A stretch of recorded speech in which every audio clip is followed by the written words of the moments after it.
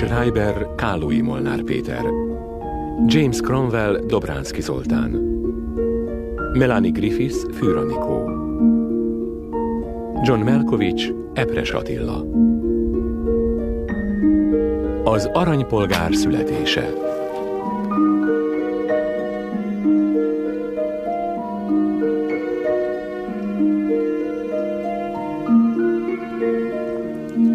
Orson,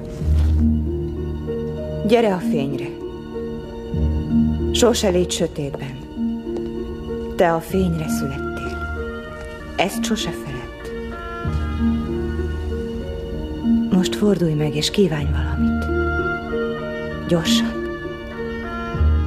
Menj és fújd el a gyertyákat.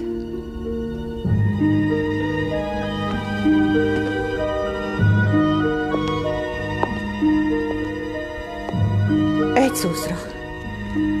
Csak egyszer próbálkozhatsz, több lehetőséged nincs. Felkészültél? Most. A varázslat és az álmok városából érkezett. Fényes csillag, mely beragyogja az illúzió égboltját. 24 éves volt, és Orson Wellesnek hívták. Fújjátok meg a trombitákat, bonts zászlót Hollywood, a csodafiú megérkezett. A zseni 1915. május 6-án debütál a Wisconsin állambeli Kenosában. Május 7-én kimondja első szavait, melyek így hangzanak: én zseni vagyok. A későbbi fejlemények megerősítik ezt. 18 éves korában New Yorkba megy, amely a világ boszorkányüstje. Vigyázat, figyelem, Orson megérkezett. A csodafiú előadásaival meghódítja a Broadway-t, akár Hannibal az Alpokat. Majd diadal útját a rádió hullámhosszán keresztül folytatja. Ez már a vég. Rohannak a folyó felé. Ezrével esnek a vízbe. Akár a patkányok. A világok harcának rádióváltozata után tombol az egész ország. Bizony, a csodafiú mindannyiunkat rászedett. Nem gondoltuk, hogy ilyesmi megtörténhet. Szörnyen érzem magam. Művészész úr! Kérem, bíróság elé kerül az ügy! Milyen következményekre számít? Vajon mikor próbálja végre hasznosítani e rendkívüli művész izzító erejét az álmok napsütötte földje? A Wellesért folytatott versengés nyertese George Schaefer, az RKO stúdió vezetője. Schaefer egy addig elképzelhetetlen szerződéssel megállítja a forgószelet, befogja a nagyvadat. Felhúzott szemöldökök és leesett állak nyugtázzák, hogy nyilvánosságra kerültek a szerződés feltételei, mely szerint a csodafiú maga írhatja, rendezheti, játszhatja a saját filmjeit, és a stúdió az csak a számlákat fizeti. Így jött Orson. Találkozott a legnagyobbakkal, és meghódította a várost. A Brown Derbytől a Copacabánáig. Luella Parsonstól Hedda Hopperig, a hollywoodi pletykák két nagyasszonyáig. A csodafiú most érkezése után majd egy évvel még mindig szorgalmasan dolgozik várva várt első filmjén. Már várjuk, Orson! Zseni, mit képzel ez a szarházi magáról? Ez csak dumálni tud, Mr. Meyer. Filmet csinálni azt nem. Fogadásokat kötnek az RKO-nál, hogy soha nem fogja megcsinálni a filmet. Szépen visszamegy New Yorkba. Ha az RKO kirúgja, megszerezzük olcsón. Csinálja meg a világok harcát filmen. Az hoz majd a konyhára. Ennyi. Viszlát, Zsenikém. Ez itt Hollywood, öcsém. Mégis mit vártál? Jössz megint ezzel a süket sznobdumával. Hagyd abba, elég! Ezt már hallottam Schaefertől meg a többiektől, ne kezd. A sötétség szíve $1 millió költségvetés. Senkit nem érdekel. Ez nem így van, te is tudod. Orson, szerinted mire való a film? Ne kezd ezt, légy szíves. De most komolyan, szerinted mit ábrázol a film? Az élet gazdagságát. A fészkes fenét. Az embereknek halálosan elegük van az életből. Illúzió kell nekik, érted? Tarzan és Jane, nem Tristan és Isolda. Tudod, mi kell nekik? Varázslat. Tudod, mi a dolgot Hollywoodban? Megtölteni a nézőteret. Várj. A lényeg az, hogy eladják a popcorn meg a kólát. Számomra nem ez. Persze, csak akkor te leszel a legfiatalabb senki Hollywood történetében. Inkább, mint egy hajdani valaki. Tényleg? Oké, Monk. Akkor mit írjunk? Nem tudom, mondd meg te. Te vagy a csodafiú. Nem? Úristen, gyerünk. Az öreg nem szereti, ha késünk. Jó estét, Mr. Hurst. A nevem Orson Welles. Orson!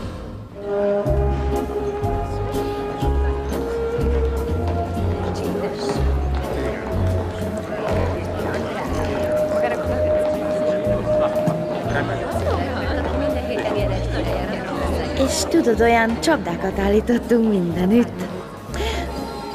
A csapdákat minden reggel felcsappantották, de egér nem volt sehol. Mi? És akkor képzeljétek, egyik éjszaka azt látom, hogy az én papusom egyszer csak Sigmund Freud. Tuti ötlet. Az már biztos, öregem. Most dobták vissza Joseph Conradot. Erre jön az én, meg a felettes én. Hát kutya legyek, ha nem ő csappantotta fel, a sajtot meg ott hagyta az egereknek. Te, meg ez a Disney, imádjátok a patkányokat. Jó, akkor Manolete. Hogy ki? Manolete, a nagy spanyol matador. Képzeld el Clarkot, mondjuk, amint a ruhája csillog a fényben az andalúziai mezőn. Mr. Wells szemafort játszik? Bika viadalt, Miss Davis. Oh, és Manka bikája? Mindenesem, fegyvertársam, barátom és... Szolga, kerítő, író. Az is. New Yorkban bikákkal viaskodott? Nem, de ifjú legénykoromban apám és én körülnéztünk Európa nagy bulvárjain. Spanyolországban volt szerencsém a nagy Manolete, a leghíresebb matador térdén lovagolni. Mi a matador legnagyobb ellensége, kérdezte, és én persze naivul azt válaszoltam, a bika. Nem, mondta, a bika csupán az ellenfele, a legnagyobb ellensége a félelem. Hogy megöljük a bikát, úgy kell gondolkodnunk, mint az. Amint ezt elmondta, elegánsan bevonult az arénába. Lengetett, újabb lengetés, hirtelen a bika támadott, felé iramodott. Félelmetes lépteibe beleremegett a föld. És amikor már majdnem odaért, ő oldalra lépett, lengetett egyet és ledöfte. A porfelhő elült. És a tőr nem volt sehol. Eltűnt az állat véres szemében. Ez barbárság. Az emberi szadizmusban nincs aljasabb, mint az állatok kínzása.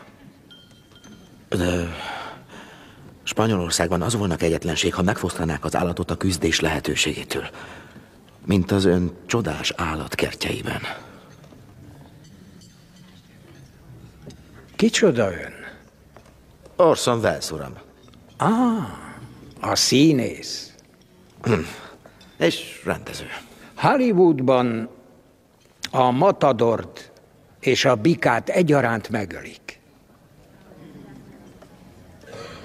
Miért kellett szóba hoznod az állatkertet? Miért nem hagytad rá? Azért, mert ez képmutatás. Na és aztán figyelj, én szeretek idejönni. Azt akarom, hogy máskor is meghívjon. Miért? Te nem vagy idevaló. Mert Marion jó barátnőm. Hallottad, mit mondott? Az állatkínzásról szólnok, hát azért ez már túlzás. Gyere, mutatni akarok valamit.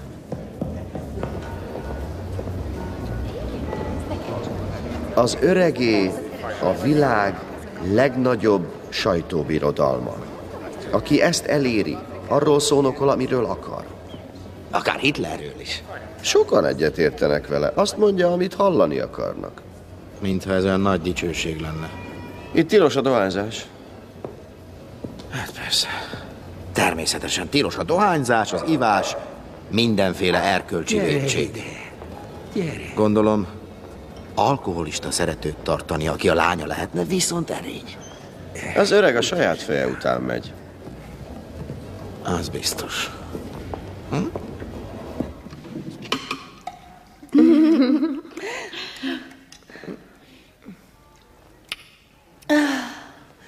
Istenem, rémesek ezek a partik. Ki kell szabadulnod innen, drágám. Ezért rendez partikat.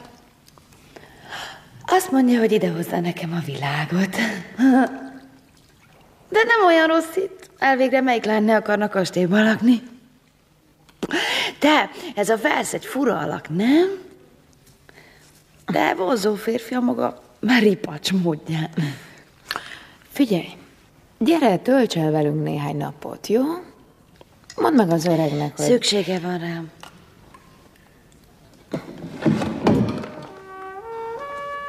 Mekkora ez a monstrum? A birtok? Fele akkora, mint Rhode Island. Na ne. De Isten is ilyet épített volna, ha van elég pénze. Hello. Monkey! Felkérnél egy táncra? Táncolok veled. Jól van, köszönöm. Rossz kislány voltál. Érezni. Mondja, lesz egyáltalán filmje? Jaj, ne kezdjem el maga is.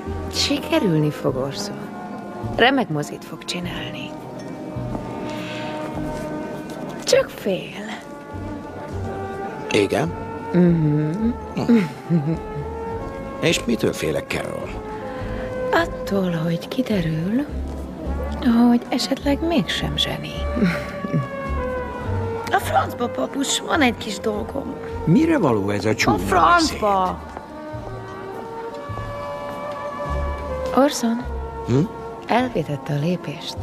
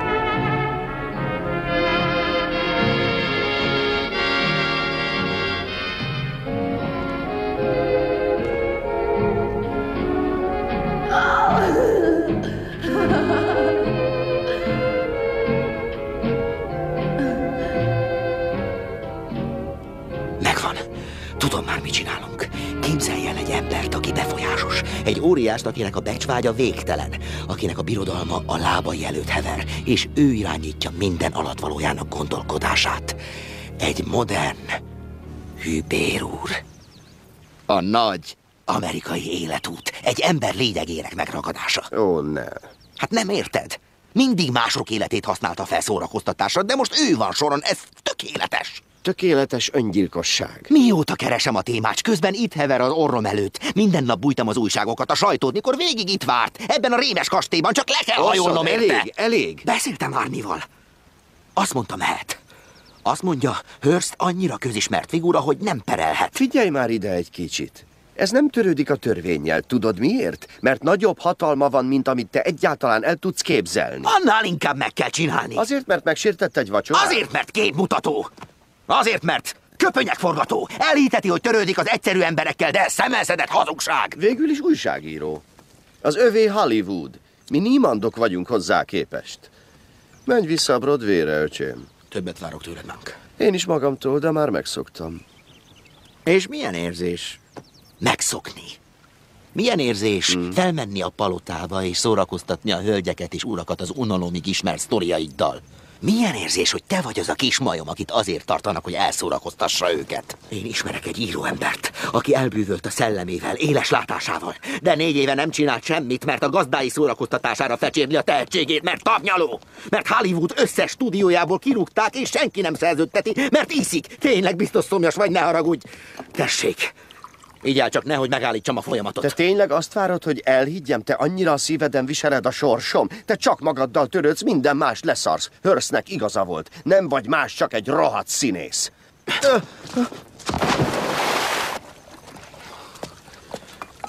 Ne haragudj. Orson, értsd már meg, már nem tudok írni. Nekem is megvoltak az álmaim. De az már a múlté. Nem, még nem. De, egy stúdió se szerződtet. Én szerződtetlek. Érzem, hogy ez az a sztori. Minden, ami eddig történt velem, minden lehetőség ezért volt, hogy együtt csináljuk meg a filmet. Orson, tönkre fogsz tenni minket. Itt a kezem, Monk. Korszakalkotót csinálunk. Felforgatjuk a világot. Figyeld meg, le fog esni az álluk. Jegyzetek egy regényhez. Az én modern tragédiám. Hearstről. Ne viccelj. De ez a nagy elmék találkozása. Hogy én nem tudok erről? 10 éve bele se néztem. És főleg nem is mutattam meg senkinek. Tudod miért? Mert szeretnék életben maradni. Erről jobb, ha lemondasz, öregem. Rózsabimbo. Mi van? Marion elmondta Carol Lombardnak, hogy az öreg Rózsabimbónak hívja az izéjét. Őrület. Becenevet ad a punciának, és te egy szóval sem mondod. Orson, egy filmben nem szólíthatsz becenéven egy puncit. Sőt, egy filmben semmilyen nevet nem adhatsz egy puncinak. Majd csak megoldjuk valahogy. Úgy látszik, nem érted, igaz? Mit gondolsz, miért a fióknak írtam? Nem maradhatott, ahhoz túl jó, ez remek mű, ember. Az, de van ám ennél jobb is. Ezt a sztorit nem találod meg leírva se ott, se máshol. Szóval 1924-ben Hearst születésnapi partit rendezett egy hollywoodi Thomas Ince nevű producernek a jachtján. Ott voltak a szokásos meghívottak, Charlie Chaplin, Luella, stb. Akkoriban Marion mindenkivel lefeküdt, úgyhogy eltűnt Chaplinnel. Hearst meglátta, teljesen begőzölt. Ott a fedélzeten elkezdett össze-vissza lövöldözni, mint egy cowboy. Thomas Ince-t éppen szíven találta, és meghalt. Meghalt. Erre beindult a gépezet. Ince-t villámgyorsan elhamvasztották. A Hearst lapokban mindent szépen eltussoltak. Hearst másnap reggel Luellának állandó szerződést ajánlott fel, hogy befogja a száját. Mondd, ezek után van bátorságod megtámadni egy ilyen embert? Ugye viccelsz velem? Annál inkább. Valahol Sziamban van. Egy templom, a Bali-szigeteken. Szerinted ez itt egy templom?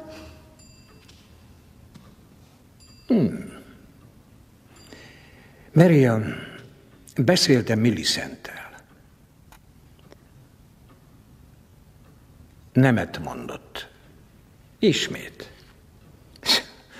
Azt mondja, elkárhozna a lelke. A vállás valóban nagyon súlyos bűn. Marhaság. Az marhaság, őt csak a pénz érdekli. Tudom, attól fél, kizáratom az örökségből. Nagyon kérlek, ne beszélj így. Ez egy szörnyeteg. Egy szívtelen szörnyeteg, mint minden nagy ember. Jó, de hogy lehet ezt dramatizálni? Tegyük fel, hogy volt idő, amikor ártatlan volt, és valamikor elvesztett valamit. Amit szeretett. Már nem jó.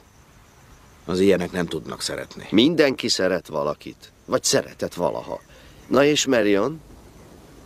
Ő csak egy újabb trófea Hearstnek. Csak egy állat az állatkertjében. Hearst számára ez a szeretet. Szeretlek, építetek neked egy ketrecet. Bolond. Szerető, csak a maga módján. Nem?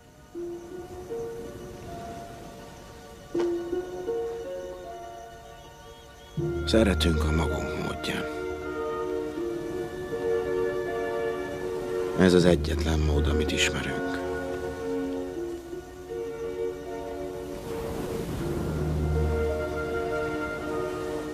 Ez a tragikus benne.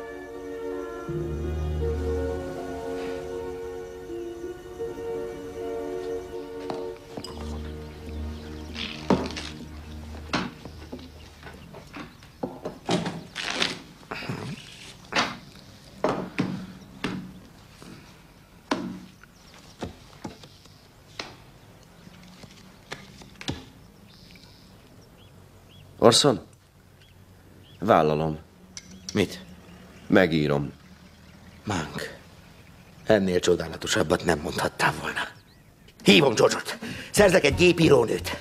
Elkérjük Houseman-t. Mit üldögélsz ott? Kezdj írni! Orson, tudni akarom, mikor lesz meg a könyv. Mondjuk egy hónap múlva, jó úgy? Hogy jó-e? Nem.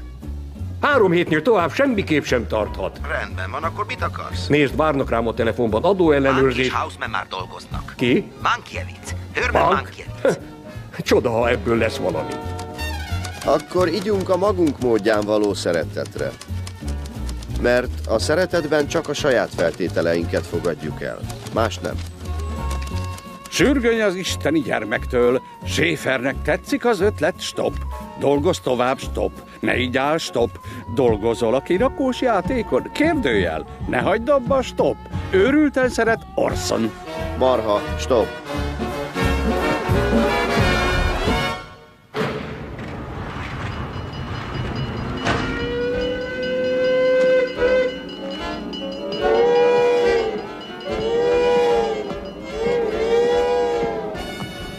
Greg Toland kirakja az Oscarját, amit az üvöltőszelekért kapott, és azt mondja, Mr. Wells, dolgozni akarok a filmjében. Mr. Toland, mondom, ön az egyik legnagyobb művész Hollywoodban. Miért akarna egy zöldfülű kezdővel dolgozni? Mr. Wells, mondta, aki újat akar tanulni, olyannal dolgozzon, aki teljesen tudatlan. Remek! A lényeg, hogy úgy használjuk a film nyelvét, mintha teljesen új volna. Hogy provokáljuk a közönséget, hisz végül is miért mennek moziba? Hogy magukat lássák, a saját furcsa, szép és ellentmondásos életüket a filmvásznon. Orson, beszéljen érthetően. A legerőteljesebb művészi kifejező eszköz a bankárok kezében van. Az Istenért a pénzen kívül csak van valami más is a filmben. Mondok egy példát, mi a kedvenc filmje? Az Aranyások 933-ból. Hogy kevésbé fájdalmas legyen az átmenet, amikor a néző kimegy a moziból és visszatér a valóságba. Hogy úgy érezze, mintha a saját életéről volna szó. Hogy a film az igazságnak legalább egyfajta tolmácsolása, hogy végső soron az egészet egyfajta... Ez az egész szörnyen érdekes, de igaz, amit magáról meg Dolores del Rio-ról hallok?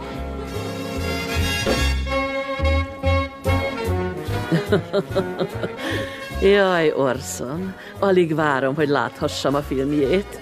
Tudom, hogy hatalmas siker lesz. De a forgatókönyv egy lapkiadóról szól. Nem Hearst az, ugye?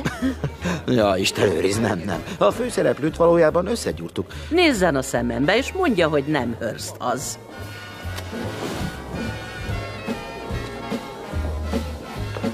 Nem Hearst az.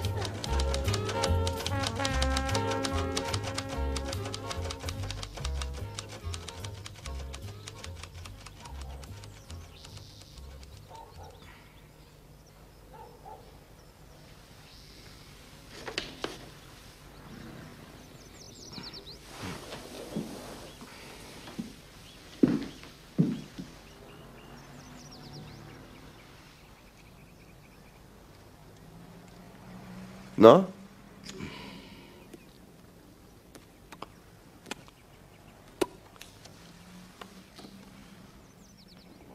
Túl hosszú. Ezt Housemannek mond. Ő akart széles margókat. A flashback technika se jó. És Susan és Leland nem lehet együtt a végén, különben értelmetlen a gyorsítás. Másképp viszont nincs benne logika. Figyelj, Monk.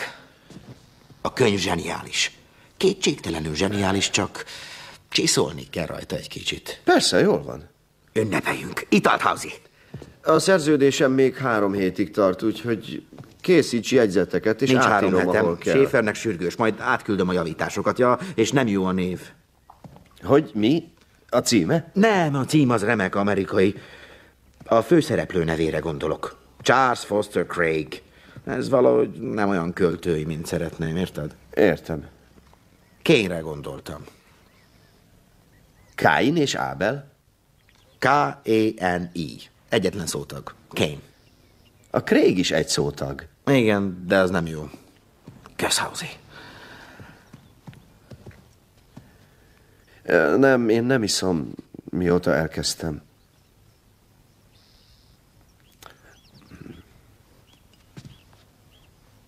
Drága bajtársaim egészségére.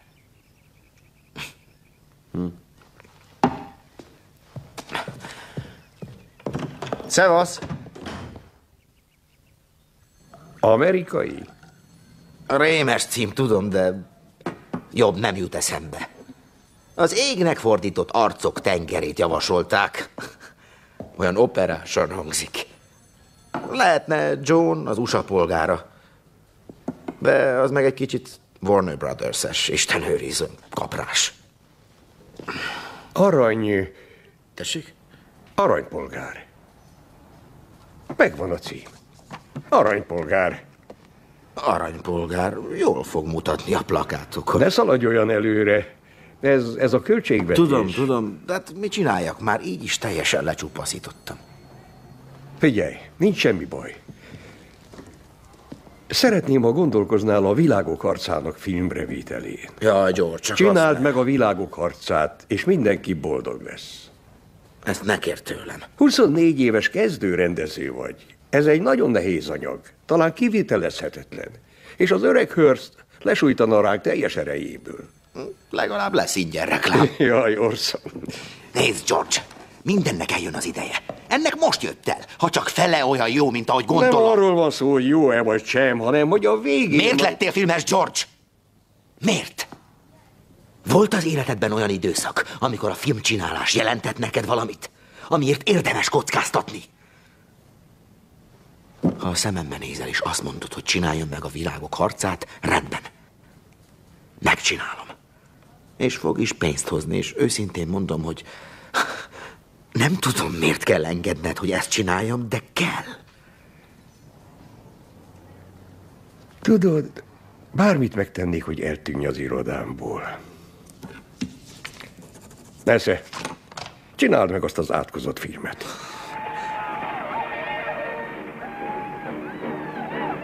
Aha, félközeli.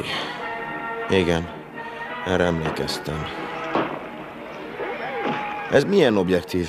24-es, nyitott blende. Ezt használtuk a hosszú út hazáikban. Kérem még egyszer ezt a tekercset!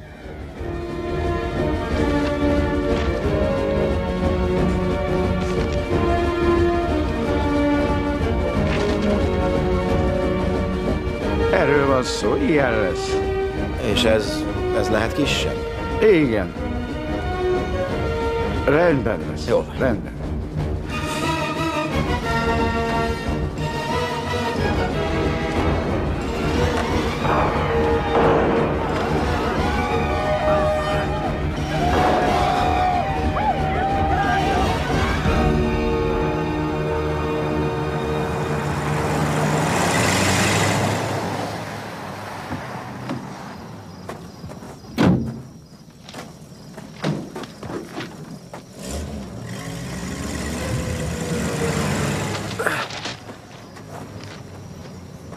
Te szemét! Önző disznó! Egy filmes haver, ha van ilyen egyáltalán, elküldte. Azt hittem, együtt csináltuk, Orson. Együtt mi ketten. És tessék, aranypolgár. Írta Orson Welles. Te lehagytad a nevemet a forgatókönyvről? Tévedés történt. A gépíró biztos lefelejtette. Lehagytad a nevemet a forgatókönyvről? Ezt nem tetted, Orson? Dehogy nem! Megvettem a forgatókönyvet, azt teszek vele, amit akarok. Ne feledd, hogy én csináltam filmet a 350 oldalnyi részek hablatyolásodból. És most le is forgatom, úgyhogy köszönöm. Köszönöm, másra nincs szükségem. Ne hívj többet!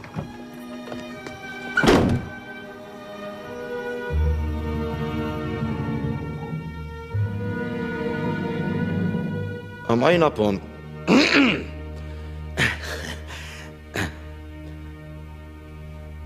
A mai napon nagy vállalkozásba kezdünk. Egy olyan történetet fogunk elmesélni, ami azt hiszem nagyon fontos. Megmondom őszintén, fogalmam sincs, hogy mit csinálok. Mindegyikük több időt töltött el a szakmában, mint én. Mindenki ismeri a saját szakmáját.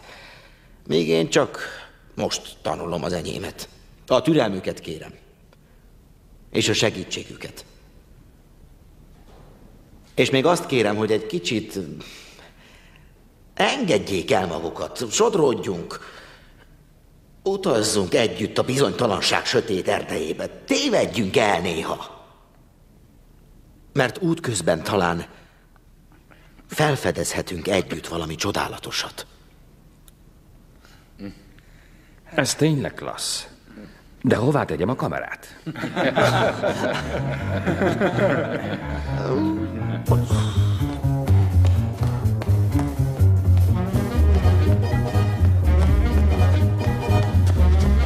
Ez egy rendezői szerződés. Hogy írhattad alá? Ez kész öngyilkosság, George. Most aztán a kezében vagyunk. Én bízom benne, őszintén. Te láttad ezt? Igen, láttam. Ilyet még nem pipáltam. Hát ilyen nincs. Mi van? Felvett 3 jelenetet, 2 hanggal, amikor csak kamerapróba lett volna. George, ez az ember nyilván egy anarchista. Az. Aki 2 nappal előbbre tart. Gazfickó. A 281-est. Itt a kamera ráközvetít. Azt akarom, hogy nézzen Vége bele a a kamerába. színházaknak, az emberek elindulnak a lokálokba. Köszönjük, kedvesem, ez most nem fontos. Itt üljön le. Nézzük meg, tudja-e? Jól van. Így jó, köszönjük. Belenéz egyenesen a kamerába, jól van? Jól van. Inkább kerüljük meg és visszafelé vágjuk be. Ha kíváncsi leszek a véleményedre, szólok. A közös munka... Gyors legyen, Andy. Felvétel lesz. Kamera indít! És felvétel!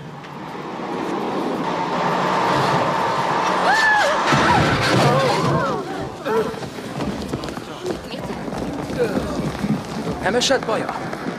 Köszönöm, hölgyeim és uraim, remek volt. Nagyon szép, igazán. Remek volt, kiváló. Próbáljuk meg úgy, hogy becsukja a száját, és egy kissé finomabb árnyalatot ábrázol. De nagyon jó lesz. Jól van. Akkor... ezt természetesen újra vesszük. Megyek is a sminkbe. Na.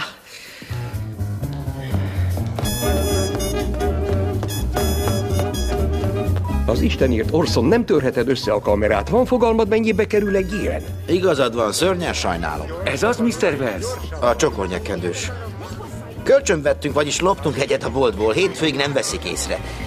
Szükségem lenne... Ez jó lesz? Inkább a másik. Ne haragudj, Agnes, még egy napra kell. El tudod intézni? Jó, köszönöm. Most rohannom kell, köszi. Rick! Mi van? Felvétel. Rózsa Bimbó? Majd én mesélek róla. Ennyi. Még egyszer. Felvétel. Rózsa Bimbó? Ne állj le! Rózsa Bimbó? Majd én mesélek róla. Ennyi. Újra.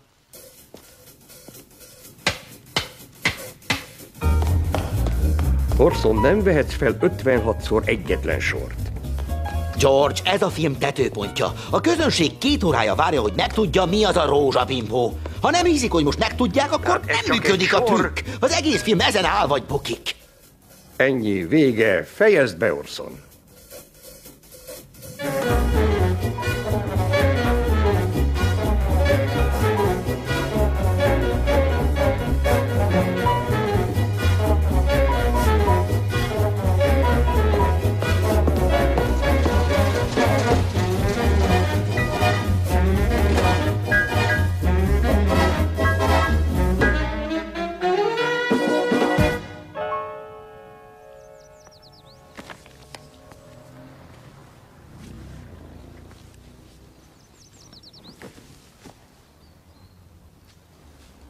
Iszom, mit törődsz vele? Te kizárólag magaddal vagy elfoglalva. Csak azért teszel úgy, mintha szeretnéd az embereket, hogy viszont szeressenek. De csak a saját feltételeid szerint.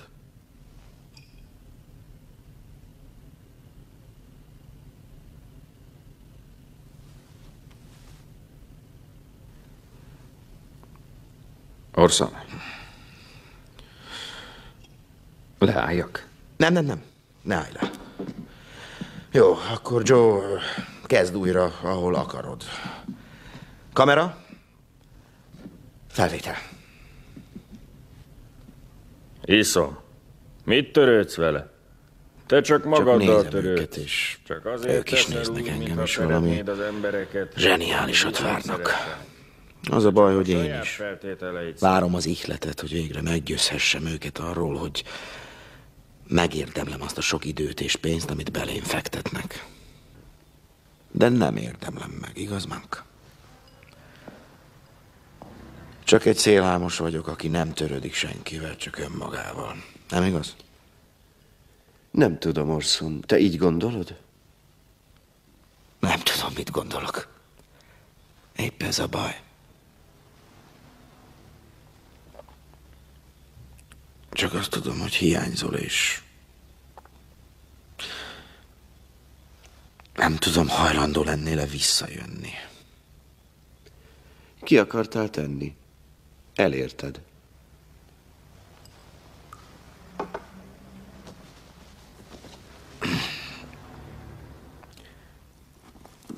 Ne haragudj. Ez a rendezői példány, ezt használjuk nap mint nap. Gondoltam, hogy kíváncsi vagy rá.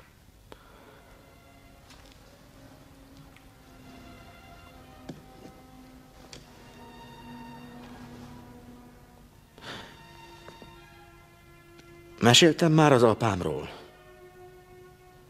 Alkoholista volt. A papa.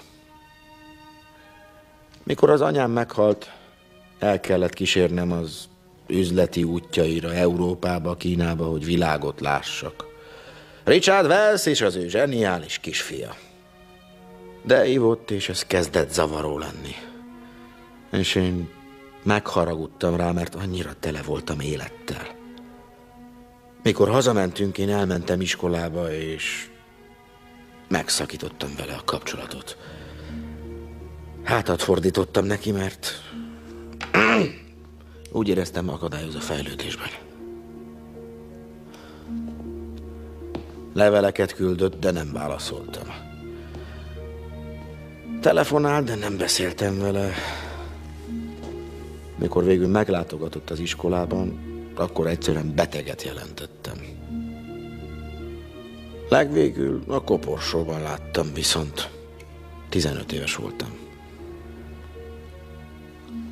Egyszerre nem a kellemetlen alkoholistát láttam benne, hanem az apámat. Azt az embert, aki megmutatta a világot.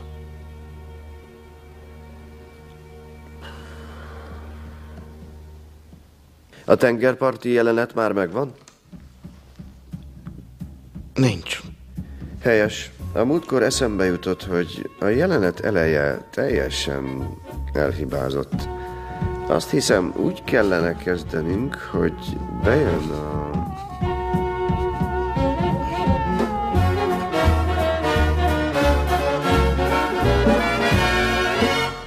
Közelebb.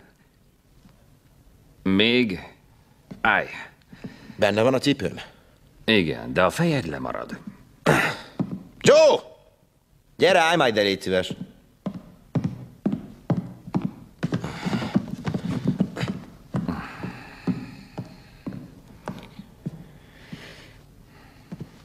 Greg, figyelj. Lejjebb kell menni. Ez a jelenet. Fel kell néznünk rájuk. 2 égben nyúló oszlop, amint fölénk tornyosul a dicső küzdelemben. Orson! Ezt megbeszéltük. Nem lehet lejjebb vinni a kamerát. Találj ki más beállítást a fenébe.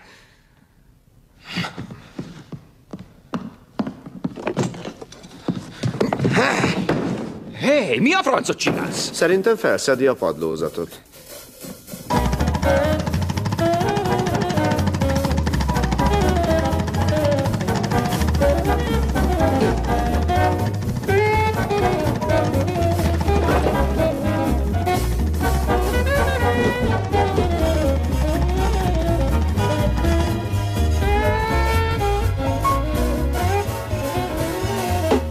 Hajnali 4 óra van. Ez a kedvenc napszakom, Greg. Nemet mondtam az üdvözítő reformokra, igaz? Jól van. Ha ezt akarják, Az emberek választottak. James Gettys-t akarják, nem engem. Úgy beszélsz az emberekről, mint a tulajdonodról, mintha megvásároltad volna őket. Orson, istentelenül fáradt vagyok. Ne állj le. Elfelejtem a szöveget. Gyerünk, Joe, részeg vagy, dühös vagy. Most a jó, gyerünk. Nem mindenki szed benzedrint, Orson. Mi gyarló emberek aludni is szoktunk. Ez az, Joe. Most mondd a szöveget. Tudom, hogy be akarsz olvasni nekem. Nem mondd, hogy egyszerre betoltál. Te kizárólag magaddal törődsz. Csak azért teszel úgy, mintha szeretnéd az embereket, hogy viszont szeressenek. De csak a saját feltételeid szerint. Akkor ígyunk, Jedediah. A feltételes szeretetre. Mindenki a saját feltételeit fogadja el. Mást nem. Ennyi. Jó lesz. Mi a következő? Ennyi volt, végeztünk. Mi? Kész a film. Akkor... Mit szólnátok egy italhoz? Benne vagyok. Mehetünk. Szóval gyorsabbra kellene venni. Próbáld meg elképzelni, ahogy a belső Ezt is megértünk. Baj, óriási. Csak az ágyam.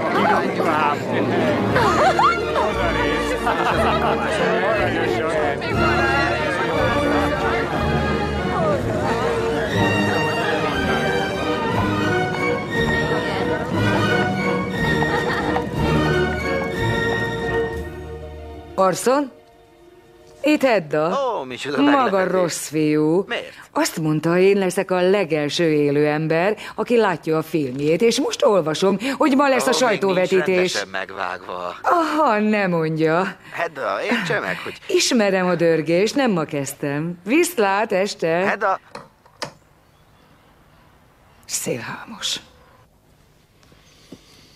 Borzasztó. Nincs zene, a hang nincs megvágva.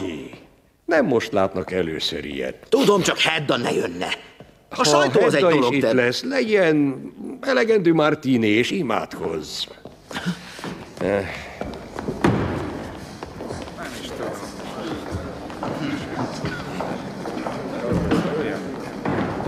Nézem a jegyzeteimben. Igen, a ked jó. Igen, meglátja majd. Rendben van. Engem is meglepett.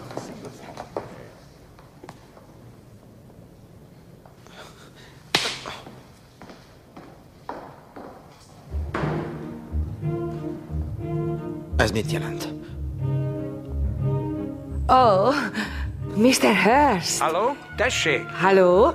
Jaj, annyira örülök, hogy fogadta a hívásomat. Csak el akartam mondani, hogy tegnap este láttam az Orson Welles filmet, a legelső vetítést, ha nem tudná. Mr. Hurst, én ezt egyszerűen nem értem. Nem értem, hogy lehet, hogy Luella nem mondta el, hogy ez magáról szól. Rólam? Igen. A magánéletem? Hogyne? Köszönöm, hogy tájékoztat. A szóra sem értemes.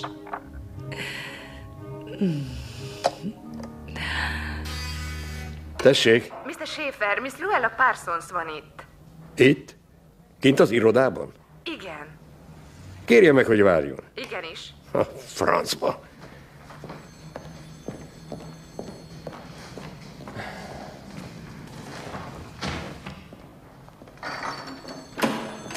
Schaefer?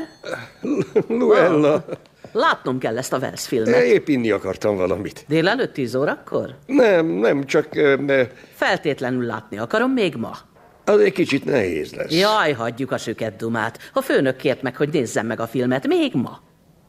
Ő maga személyesen? Úgy bizony. Hurst? Nyert. Délben visszajövök. Ó, de jó. Folytatod az éneklést, Susan, de nem ajánlom, hogy nevetségessé tegyél. Nem ajánlod, hogy nevetségessé tegyelek?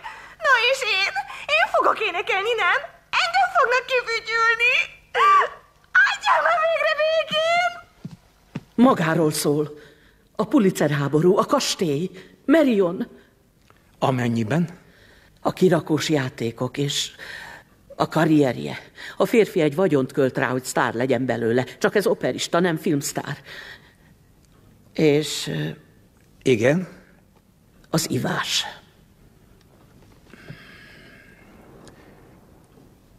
Folytassa. Az egész film nagyon kusza. Ide-oda ugrál. Művészies.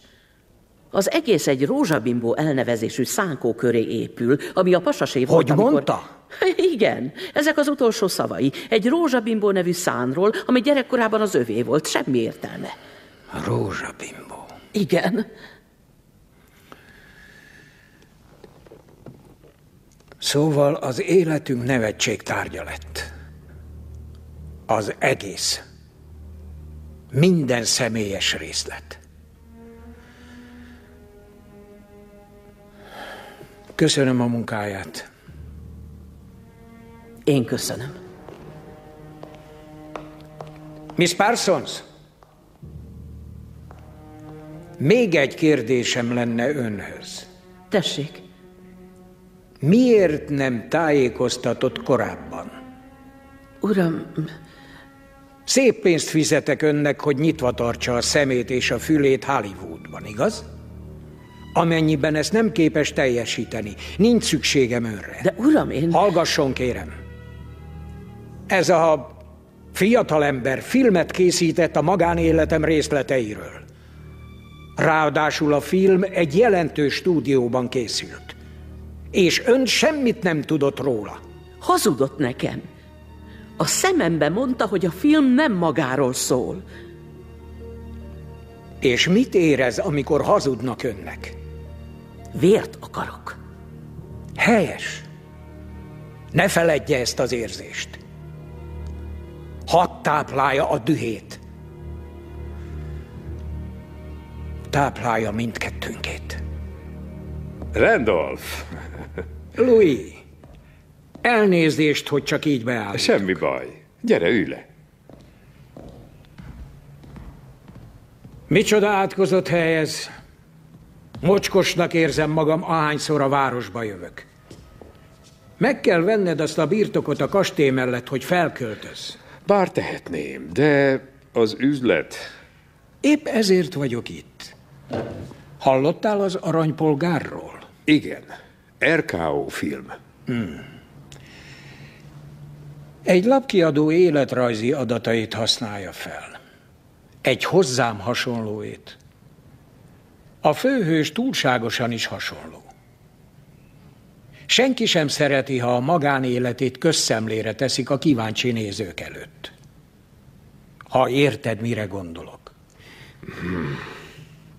Nem hiszem, hogy bármi haszna volna a film bemutatásának. Pereld be. Én ezt tenném. Köszönöm, Louis. Gondolkozom rajta. Ha már itt vagyok, ugorjunk be a klubba és golfozzunk egyet.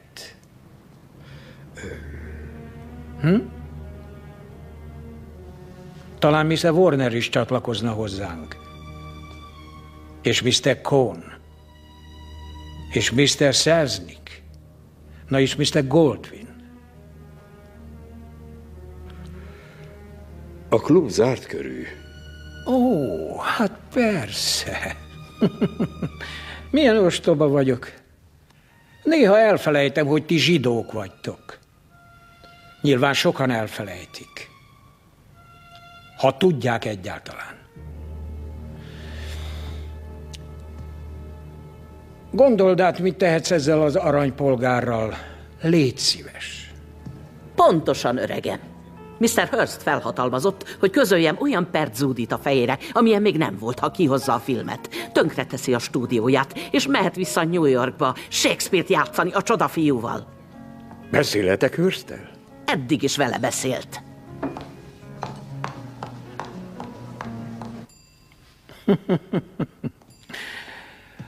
A Journal ma rendesen elbánt Roosevelt-tel. Szállj már le róla, papus. Mégiscsak ő az elnök. Igen, de bolsevik. Még háborúba sodor Németországgal. Le fogom közölni a tollószékes képét. Kérlek, ne. Hogy tetszik?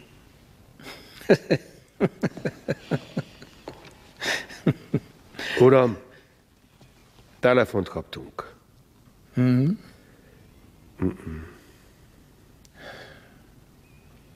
Köszönöm, Joseph.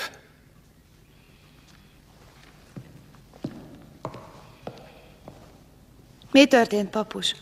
Te csak ne izgasd magad. Mi történt?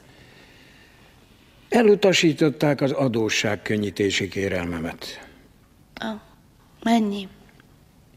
Ez nem a te... Mennyi?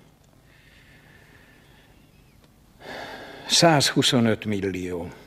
125 millió dollár? Igen.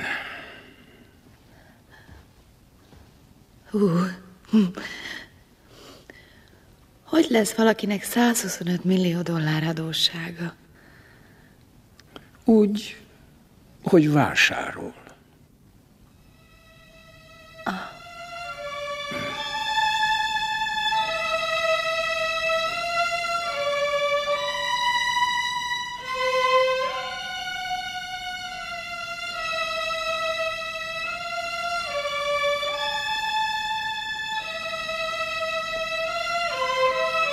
A Monument Valley-vel kezdünk.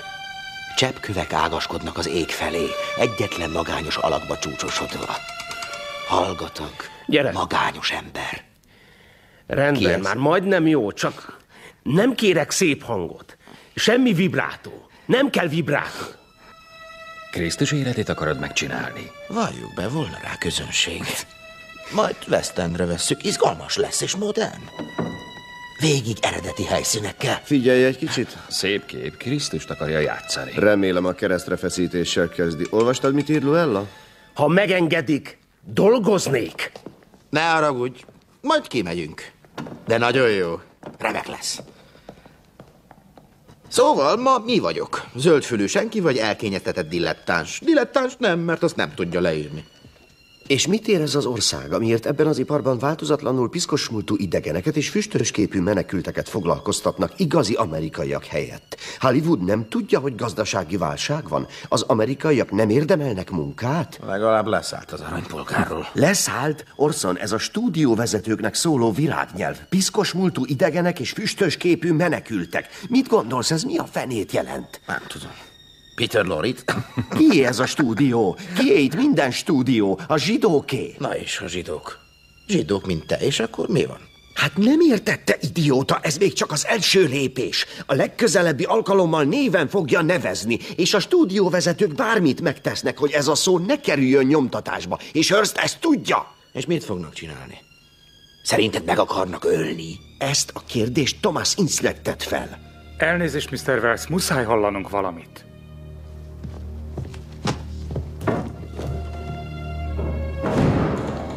Orson!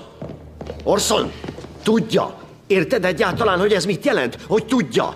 Felfogtad? Tudja. Mitől félsz ennyire? Kész van, dobozban van, semmit nem tehetnek. Igen, és dobozban is marad. Ezt a filmet soha nem mutatják be. Hearst nem fogja engedni. A fejesek nem fogják engedni. Ez a film soha nem kerül napvilágra. Az ő oldalukon állsz? Mi? Az ő oldalukon állsz, mert úgy beszélsz. Te írtad a filmet, te harcoltad ki a szereposztást. És igen, akkor... és azt is megmondtam, hogy ez lesz, igaz? Megmondtam, igaz? Ha? Jó, rendben. Én megkaptam a csekkem, és te is a tiéd. Lépjünk tovább. Én nem lépek tovább! Kik ezek, Mank? Kik ezek, hogy ennyire félsz tőlük? Kik ezek, akik senki háziak? Gyáva vagy, Mank. Kész vagyunk. Meghallgatod?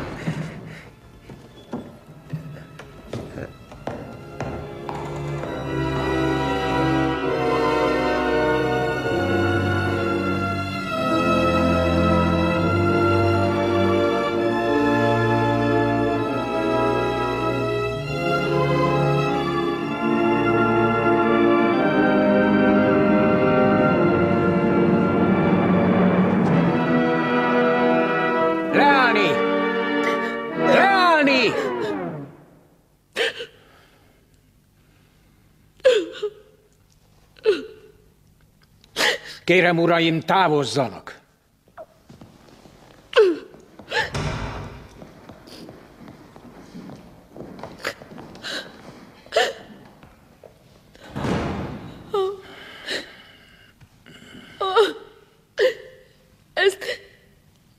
Ezt megkaptuk, papus, igaz? Ezek elintéztek minket. A bolond öreg ember és a kurvája. Marion. Akit pénzért vásárolt úgy, mint a ronda szobrait. De a filmben legalább feleségül veszi. Ez a film. Én nem az a nő vagyok. Tudom, mi lehettem volna, és tudom, mit adtam fel miattad.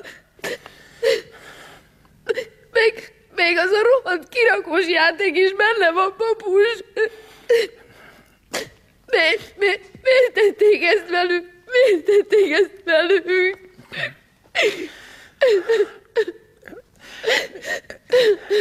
Ennek fogalma sincs a hatalmamról.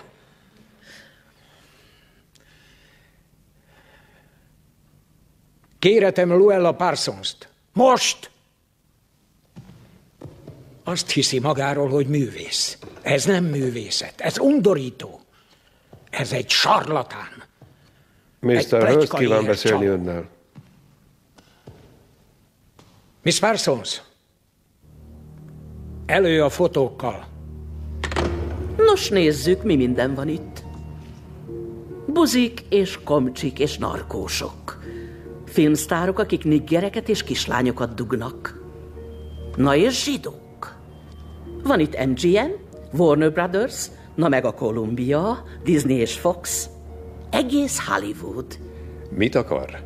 Ölje meg az aranypolgárt. Hogyan? Az engem nem érdekel.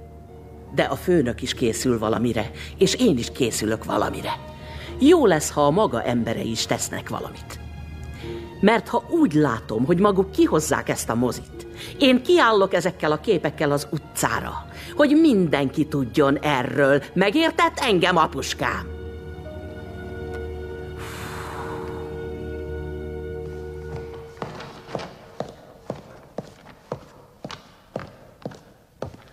Joe, nagy baj van? Miss Davis... Mondja meg, kérem, nagy a baj? Igen, nagy.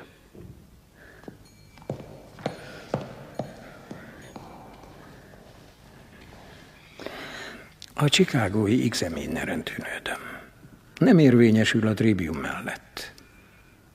Esik a példányszáma. Meg kéne vennünk a Tribune-t, hogy beszüntessük a versenyt. És kampányt indítok Mr. Wells és az ízléstelen filmje ellen. Igen. Jó van, papus. Mit csináljak? Senki sem hajlandó bemutatni a filmet. Akkor majd bemutatjuk Dallasban vagy Detroitban. Teljesen mindegy. Az Istenért, George, egy cirkuszi sátorban is levetíthetjük. Ne viccelj már! Nyilvánosság kell. Ha látják a filmet, lelepleződik. A film a legjobb védelem. A sajtó mellénk áll. De ő a sajtó! A mindenségit! George, várj!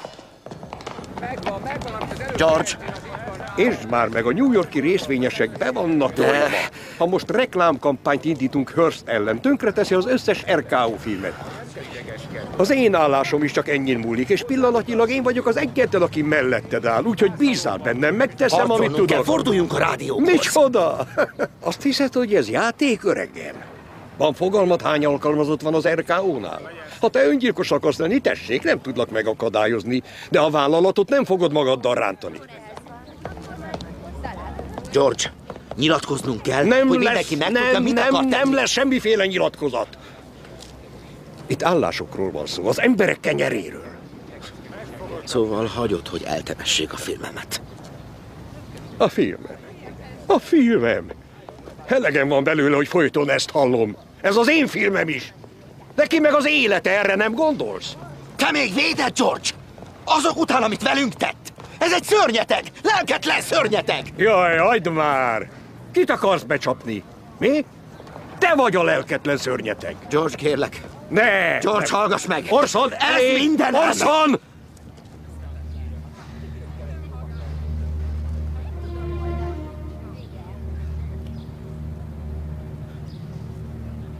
Ez mindenem, George. És ki tehet róla?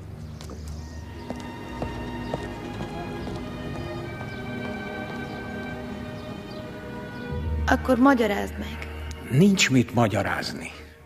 Évi több milliót költesz művészetre, meg szobrokra, és azt mondod, nincs mit magyarázni. Nem vagyok hajlandó védekezni. Nem is akarom, hogy védekezz, papus, de benne vagyunk a lekvárban, méghozzá nyakig. Muszáj beszélnünk róla. Semmiféle lekvárban nem vagyunk, hogy ezt a szép szót használjam. Ébredj fel végre, papus. Nincs több megvitatni valóm. Semmi pénzed nem maradt, igaz? Csak nem merik neked megmondani, le vagy égve, egy filléred sincs. Nem tudod megvenni azt a rohadt Chicago Tribune-t, semmit sem tudsz megvenni. Rendkívül teátrális vagy, Marion. A Tribune-ra pedig történetesen szükségem van. Pontosan ez az, hogy nincs szükséged arra se, meg a többire se. Például itt ez a szobor. Mennyibe került? Az egy középkori darab Avignonból, Franciaországból. Tudom, hogy hol van az a francos Avignon, jó? Légy szíves, ne használj ilyen szavakat, ha velem beszélsz. Szükséges volt? Szükséged volt bármelyikre? Akartam őket. De az akarás és a szükség egyáltalán nem ugyanaz. Nekem igen. Miért? Miért, hogy megmutasd, hogy milyen nagy ember vagy? Igen. Pontosan erről van szó. Jó éjszakát! Hova mi? Hé, papus, nem fogsz megint faképnél hagyni. Visszataszító vagy, amikor iszol. Tojok bele! Ezt akkor is meg kell beszélnünk. Durva vagy, lompos és visszataszító. Nincs több mondani való.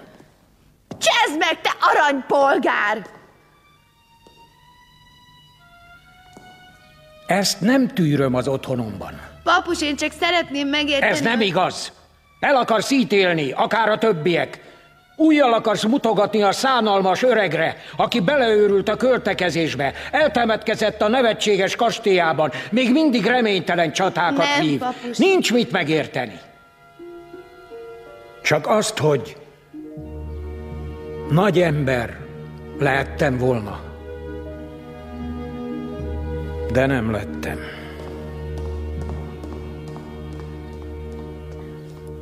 Tizennyolc éves voltam, amikor megismertem. 50. Tényleg?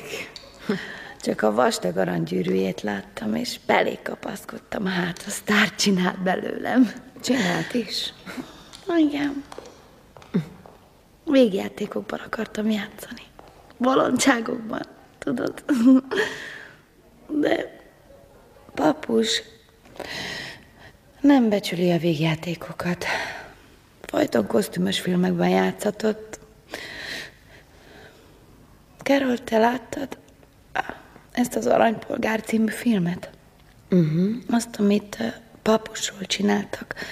És állítólag a filmbeli Susan Alexander meg én vagyok. Marion, mindenki tudja, hogy te nem olyan vagy. Hát épp ez az. Pont olyan vagyok. Előkerül egy kislány a semmiből, és megismeri az emberét, aki a világ ura, tudod? És valahol, valamikor elveszíti önmagát. Ne gondolj erre, mert csak beleőrülsz. Óriási sztár voltál. Nagy karriered volt. Legyen ez elég. De most egyszerre nem elég. Tudod, rémes, mikor visszatekintesz, és azt mondod, mi lehettem volna.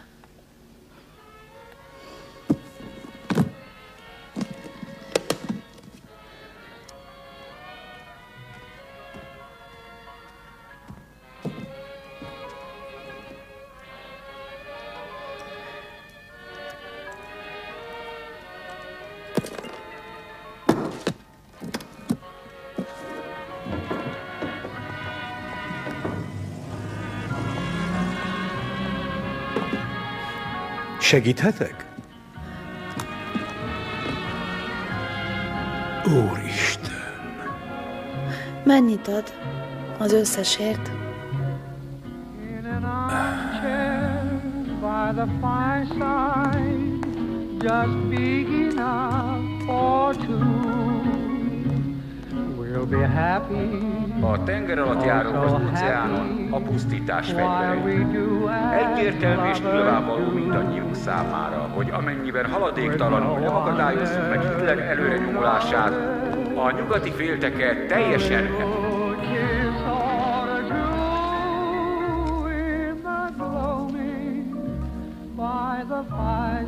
$1 millió.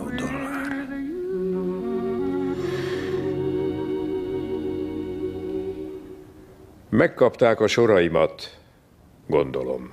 Szemét alak. Mit törődik vele, Hearst? Nem tudom, de törődik. Luella tényleg megteszi? Meg, egy szempillantás alatt. A pokolba Luellával és a pokolba Hearsttel. Ez mindannyiunkat érint, és nem tűrhetjük zokszó nélkül. Nem mindenkinek van elfújta a szélje. Mi nem engedhetjük meg magunknak az ilyen elveket. Törődnünk kell a csekkönyvünkkel is. Kit nem sértett még meg? Ezzel a zsidózással. Most az RKO-t bojkottálja. Holnap a Warnert, a Foxot, vagy a Kolumbiát, igaz? Úgy bizony. Megfogott minket. Dátumok, adatok.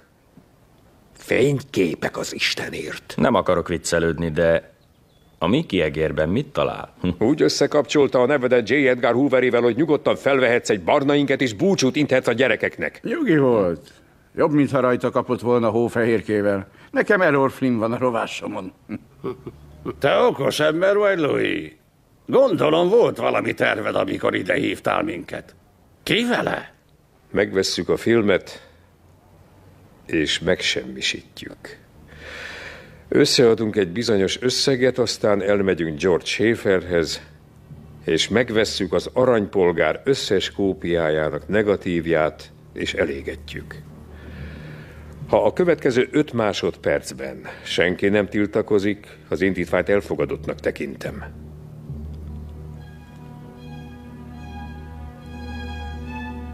Rendben van. Mi haszna van egy embernek abból, hogy övé az egész világ, ha közben elveszíti a lelkét?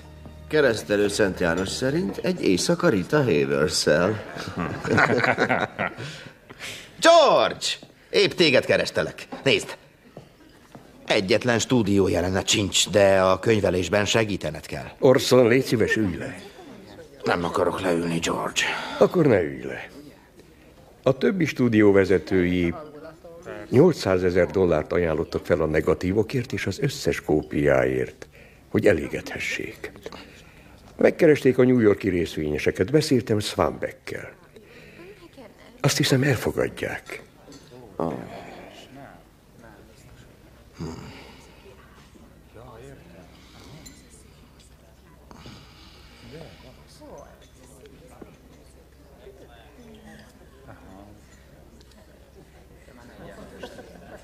Te szemét.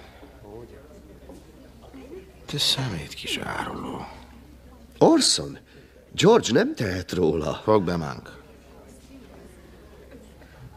Oda akarod adni a filmem? Feltételezem, ezért jöttél. Tessék, vigye. De akkor vegyél el mindent, jó? Vegyél el mindent! Minden, ami vagyok, ami lehettem volna, abban a filmben van. Vedd el, George, tessék, neked adom a tiéd! Nem, várj! George, várj! Ne haragudj. Sajnálom, George. Tényleg.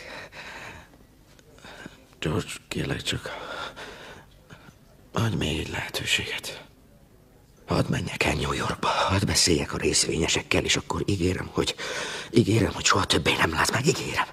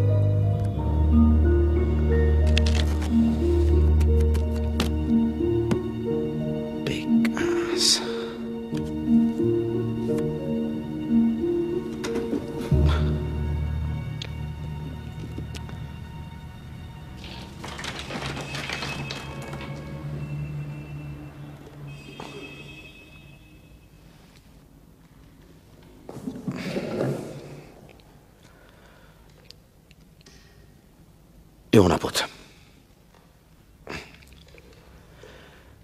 Ma egy német állampolgár lerohanta Görögországot. Lengyelországot, Dániát, Norvégiát és Belgiumot már bekebelezte.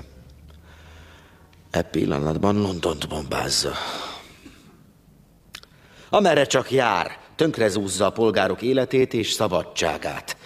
Sárga csillagot varra a hajtókájukra, és megfosztja őket a jogaiktól. Ebben az országban nekünk még van szavunk. Véleményt mondhatunk, érvelhetünk, hallathatjuk a hangunkat, mert mi egyelőre szabadok vagyunk. Senki sem szabja meg, mit mondjunk, vagy hogyan mondjuk. Igaz? Uraim, én egy hang vagyok, nem több. Az én filmem csak egy véleménynek, egy nézetnek ad hangot. Ma emberek ezrei halnak meg Európában, és Amerikában is így lesz, ha nem tudunk felülkerekedni a zsarnokokon és a diktátorokon. Önök azt az üzenetet küldik a tengeren túlra, hogy egy ember megfoszthat a jogainktól. Tehát, ki ez a Mr. Hearst? És ki ez a Mr. Wells? Nos, Mr. Hearst téglából és habarcsból, kis háborúkból és hullahegyekből épített palotát. Mr. Wells illúzióból épített palotát. Ez amolyan matfestés, kameratrükk, nem más. Csupán egy álom.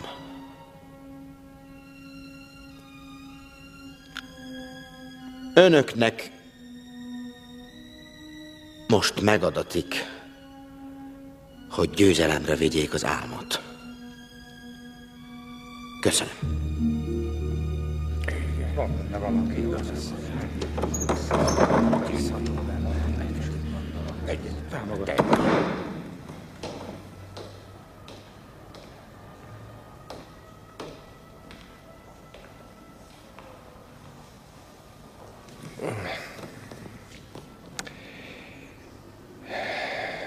Május 1-én bemutató.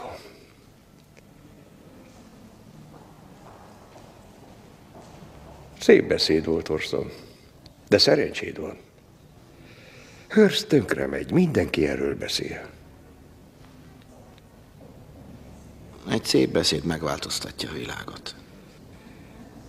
De komolyan gondoltad? Számít ez?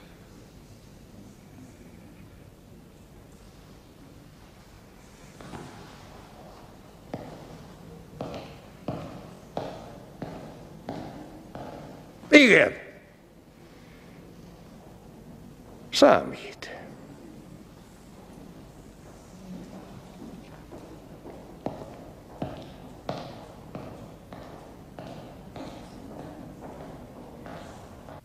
Tizenkét újságot és távirati irodát azonnal beszüntetünk. A többi érdekeltséget is felszámoljuk, amint lehetséges. Továbbá a mexikói birtokot, meg a műkincs és régiség gyűjteményét. Mr. Hearst egy életet szentelt ennek a gyűjteménynek. Felvettük a kapcsolatot a New York-i Gimbelzel, hajlandók értékesíteni a műveket. Egy külön emeletet szenteltek az árunak. Meg kell majd jelennie személyesen, hogy aláírja az adásvételi szerződést. Még nem tudjuk, hogy a kastélyt megtarthatja-e. A birtok némi tőkét jelent. Lehet, hogy megtartjuk befektetésként. Esetleg felparcellázzuk lakóházak céljára. Mikor teszik közzé? Nem tarthatjuk titokban. Közzétesszük, amint felszámoljuk az érdekeltségeket.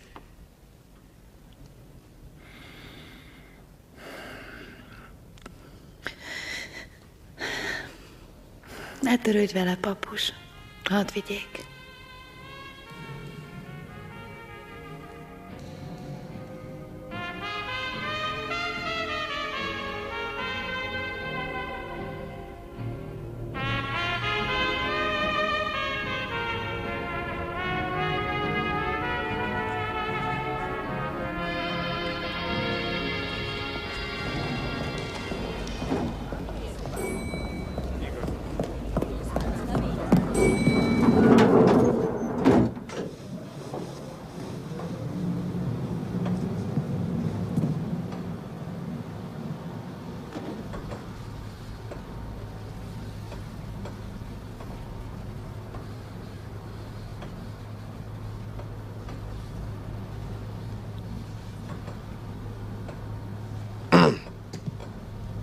Mr. Hurst, én nem tudom, emlékszik-e rám, Orson Welles vagyok. Tudom ki maga. Akkor nyilván azt is tudja, hogy holnap lesz a filmem premierje. Örömmel küldök tiszteletjegyet, ha van kedve eljönni.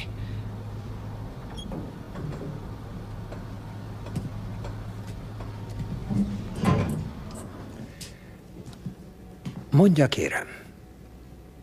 Van fogalma, mekkora kárt okozott? És önnek? Teljes mértékben. De magának sokkal több bűne van, mint amit a fejemre olvasott. És egy ember magánélete nem tartozik a nyilvánosságra. Ellentétben azzal, amit az újságjai írtak, a filmem több, mint pusztán egy ember életének a kiteregetése. Akkor mi ön szerint? A főhősé a világ a lelkiért cserébe. Bizonyos körök szerint ez tisztességes üzlet, ha jól informáltak.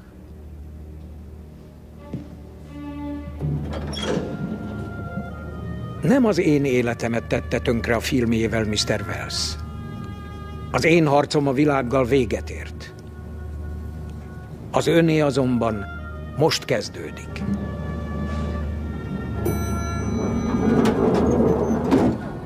Sok szerencsét, Mr. Welles.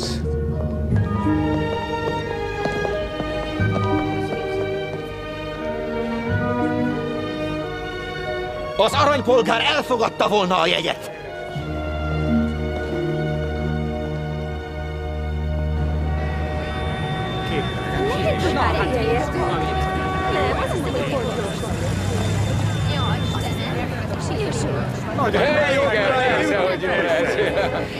Parancsoljon! Jó estét, arra tessék! Köszönöm, hogy izgatott vagyok. Biztos, hogy Jó estét, erre tessék! Ezen a héten lesz a születésnapom, a 26. Isten éltessen. Hát öregem, ez csúcs. Ahogy ez a sok nagyfejű kinyalta magát, mint az asztékok az emberáldozathoz. Nézni fogod? Tudom, mi a vége. Rózsabimbó a szánkó? Mánk. Rózsabimbó az a szánkó? Nem mindegy, úgyis utálni fogják. Nincs elég közeli. Túl sok a New York-i színész. Állítsd le magad. Nyugi, fiam. Remek a filmed. Csak őket is győzzük meg. Akkor jöhet a Krisztus élete? Ma reggel kirúgtak. Hé, ne viccelj. Nem számít. Döntöttem, ahogy ti is. Ez a Hearst-féle rémálom. Ki fog rá emlékezni? Senki. Szerencsénk van, ha a filmre emlékeznek.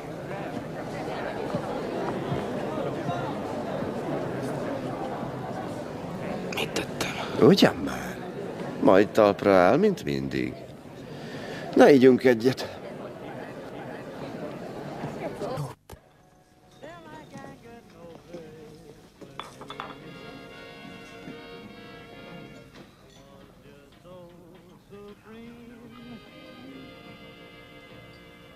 Csak megcsináltuk, igaz, Mank? Attól függ, honnan nézzük. Figyelj, én Nem akartam.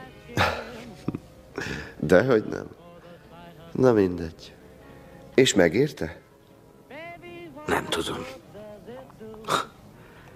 Nem tudtam volna másképp csinálni. Egyszerűen ilyen vagyok. Nem lesz könnyű. Most, hogy 26 évesen elértél a csúcsra, Tényleg így gondolod? Hogy ezek után majd kiégek? Most, hogy elértem ezt a magas kort. Minden csillag kiég, Orson. Csak a fény számít.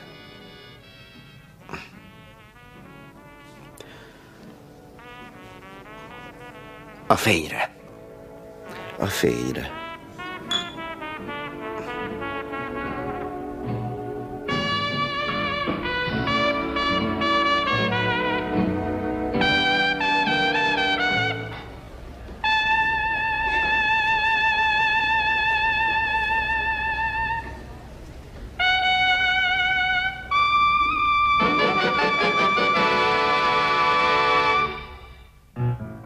Az Aranypolgárt 1941-ben mutatták be, a kritikusok lelkesen, a nézők közömbösen fogadták. William Randolph Hearst fokozatosan visszavonult a közélettől. Marion Davis, a szeretője, vele maradt egészen 1951-ben bekövetkezett haláláig. Orson Welles küzdelmek árán bár, de élete végéig filmeket készített. 1985-ben hunyt el. Az Aranypolgár sokak szerint mind a mai napig a legnagyobb amerikai film.